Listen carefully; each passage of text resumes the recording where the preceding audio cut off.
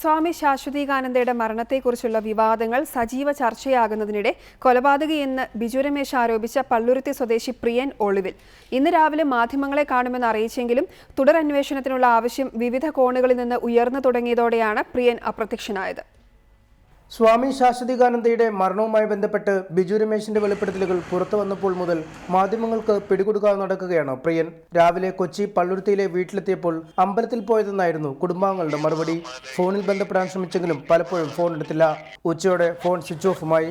അതിനിടെ തിരക്കാണ്, വിളിക്കാമെന്ന് റിപ്പോർട്ടർക്ക് പ്രിയൻ മെസ്സേജ് അയച്ചു. തുടർന്ന് ബന്ധപ്പെടാൻ ശ്രമിച്ചെങ്കിലും നടന്നില്ല. പള്ളുരുത്തിയിലെ SNDPയുടെ സജീവ പ്രവർത്തകനായ പ്രിയൻ SNDP ജനറൽ സെക്രട്ടറി വെള്ളാപ്പള്ളി നരേശന്റെ ബന്ധുവായ SNDP നേതാവിനൊപ്പം ഉണ്ടായിരുന്നതായി നാട്ടുകാരിൽ ചിലർ സൂചന നൽകി. വെള്ളാപ്പള്ളിയുടെ നിർദ്ദേശപ്രകാരം പ്രിയൻ സ്വാമിയെ കൊലപ്പെടുത്തിയെന്നാണ് ആരോപണം. സ്വാമിയുടെ മരണ ദിവസം പ്രിയനെ ആലുവയിൽ വാഹനത്തിൽ ഇറക്കിവിട്ടതായി കൊല്ലപ്പെട്ട പ്രവീണിന്റെ അച്ഛൻ പവിത്രൻ വെളിപ്പെടുത്തിയിരുന്നു. മുൻ DYSP ഷാജിയോടൊപ്പം ഏറ്റുമാനൂർ പ്രവീൺ കൊലക്കേസിൽ പ്രിയനും പ്രതിയായിരുന്നു. വിചാരണ കോടതി ശിക്ഷിച്ചെങ്കിലും ഹൈക്കോടതി പ്രിയനെ വെറുതെ വിട്ടു.